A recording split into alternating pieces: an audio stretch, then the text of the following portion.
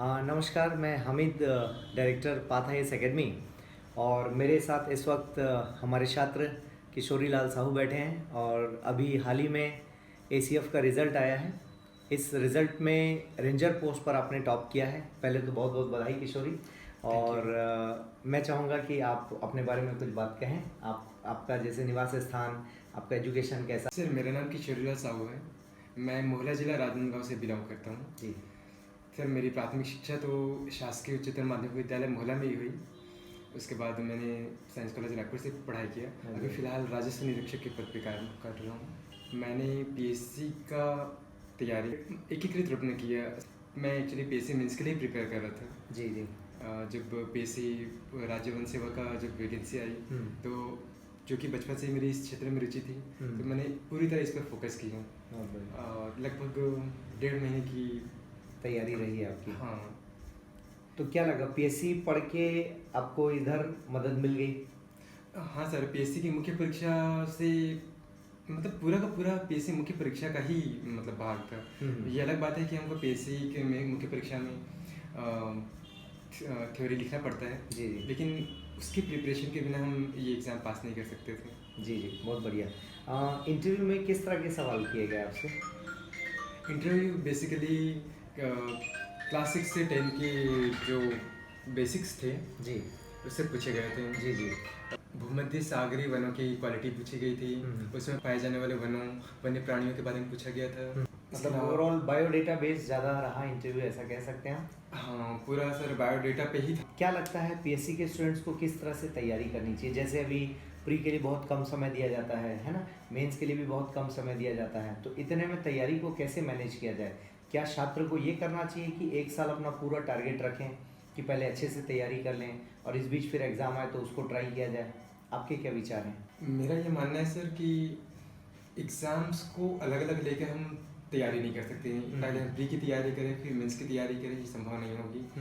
और जैसा कि आजकल देखा जा रहा है कि प्री जब नोटिफिकेशन आती है तो मुश्किल से 1 से 1.5 महीने का टाइम दिया जाता है प्रीलिम्स के लिए। तो हमको कम से कम प्री से 4-5 महीने पहले कम से कम प्रिपेयर स्टार्ट करनी चाहिए और उसके बाद लगातार मेंस तक। और हमारा टारगेट पूरा मेंस ही होना चाहिए, क्योंकि जब हम मेंस का प्रिपरेशन करते हैं तो प्री वैसे ही क्वालिफाई हो जाती है। बहुत बढ़िया। तो ओवरऑल मिलाकर तैयारी करने की जो रणनीति है वो कारगर साबित हो सकती है। आपको जब आपने यहाँ ज्वाइन किया पाथ में, तो रणनीति किस तरह से संतुष्ट करती है? आपको लगता है कि ये रणनीति ठीक है जिस इंटीग्रेटेड पैटर्न पर हम चल रहे हैं? ये रणनीति सर बहुत ही शानदार है। मुझे इसका पूरा पूरा फ़ायदा मिला है। और सच कहें तो मैं पूरी तरह समर्पित हूँ संस्था के प्रति। मैं मतलब जितना धन्यवाद दूँ कम है। डॉक्टर सलीम सर हैं, डॉक्टर रवीन सर हैं और पूरी टीम, आप हैं, मैडम हैं। मैं पूरी टीम को बहुत ज़्यादा धन्यवाद देता हूँ इस चीज़ के लिए। मैं चाहूँगा कि भविष्य में आप बच्चों को मार्गदर्शन देते रहें, है ना? और जिस भी गांव से हैं, जिस भी क्षेत्र से हैं, उसका नाम और रोशन करें आप जी। और वन अधिकारी के रूप में आप नाम कमाएं। और जैसा आपका लक्ष्य भी है वन विभाग में ही आगे बढ़ने का और डीएफओ की पोस्ट तक प्रमोट होने का, तो हमारी ढेर सारी शुभकामनाएं हैं आपके साथ, है ना? और लास्ट में और कोई ऐसा संदेश एग्ज़ाम के दौरान जो बच्चों को मिनिमम ध्यान रखना चाहिए, स्टूडेंट्स को जो ध्यान रखना चाहिए, इस बारे में कुछ कहना चाहेंगे? इस विषय में मैं अपने छात्रों से बस यही कहूँगा कि मेहनत का कोई अल्टरनेट नहीं है। आपको कड़ी मेहनत करनी ही होगी। उचित मार्गदर्शन का पूरा लाभ उठाइए। मार्गदर्शन का लाभ नहीं उठाए तो फिर काफ़ी परेशानी होती है। मार्गदर्शन का पूरा लाभ उठाएं और मेहनत तो करनी होगी। बिना मेहनत के कुछ भी हासिल नहीं होगी। अच्छा, मेंस की जब तैयारी कर रहे थे तो आंसर राइटिंग करते थे आप? हाँ सर, मैं घर में भी लिख के प्रैक्टिस करता था और यहाँ जो एग्ज़ाम के टेस्ट सीरीज हो रहे थे मैं रेगुलरली अटेंड किया हूँ। ठीक है। मटेरियल से बेनिफिट मिला? जो मटेरियल आपको मिले थे, प्रिंटेड मटेरियल? मटेरियल काफ़ी शानदार है सर। स्पेशली जो क्लासरूम नोट्स थे वो तो काफ़ी शानदार है।